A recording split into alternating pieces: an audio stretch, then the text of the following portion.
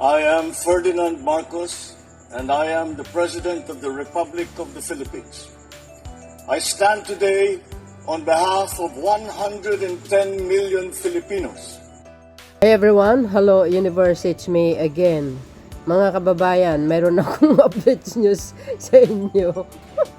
Hala, nakikita nyo ito? Ito yun dyan po sa Hong Kong, na kung saan pumunta yan si dating Pangulong Duterte dyan. Ano? Pero itong mga tao na ito, actually, hindi lahat daw yan OFW. Kasi yan sila ay mga KOGC.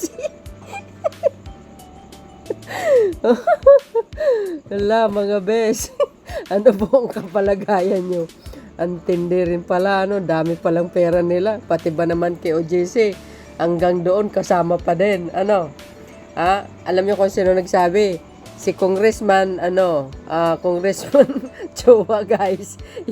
Yan mga KOGC, hinakot. Ay, grabe. Natatawa ako talaga mga beso. Shoutout sa inyo mga kababayan. Sa mga, siyempre, OFW, Filipinos, and siyempre, Marcos Loyalists and supporters, shoutout sa inyo.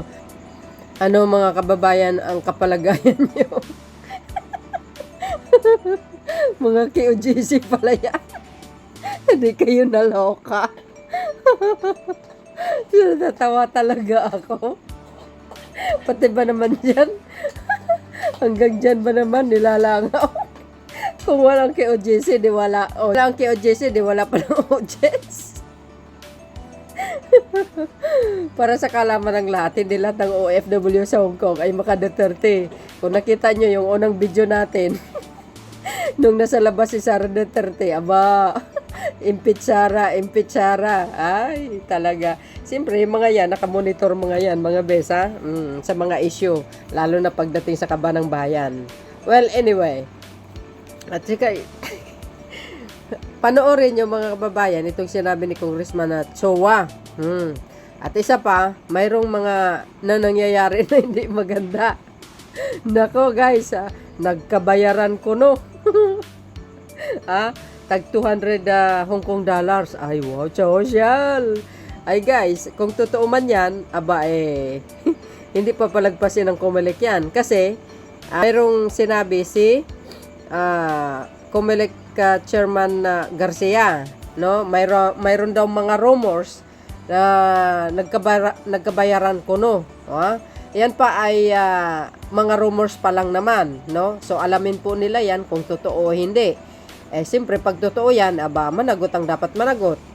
Lalo kampanya, no? Yung PDP campaign sortie po yan, nandyan sila.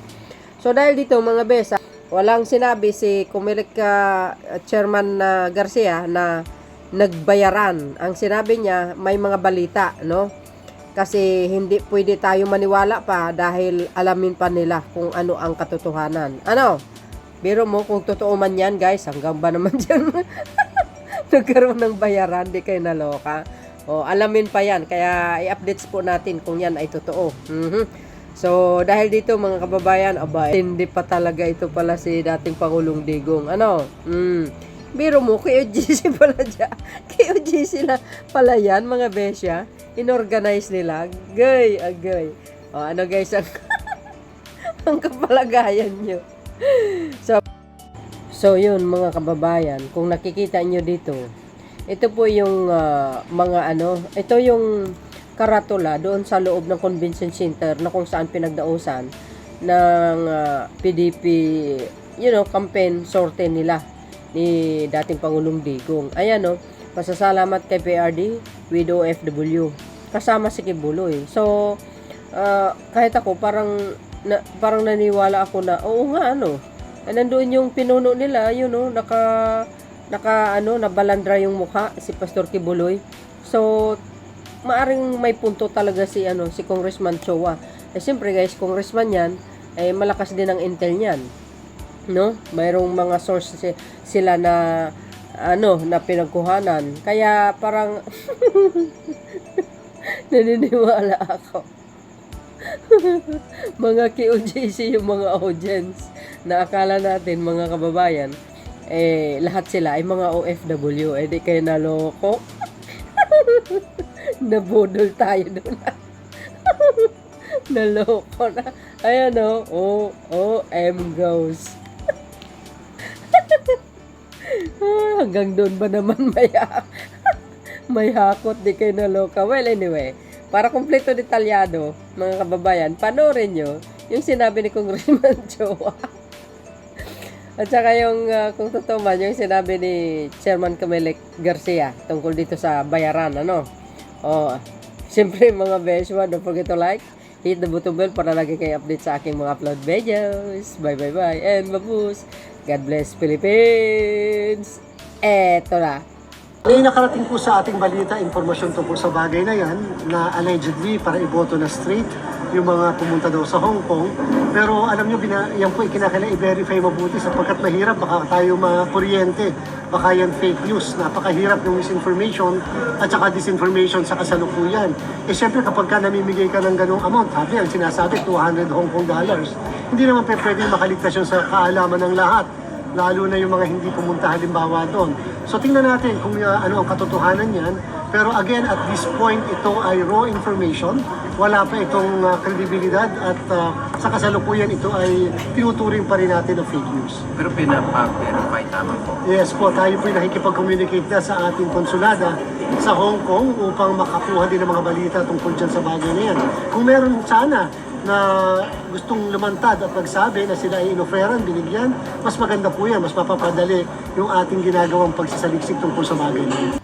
At kung makikita po ninyo, yung pong crowd po nila doon ay yung KOJC.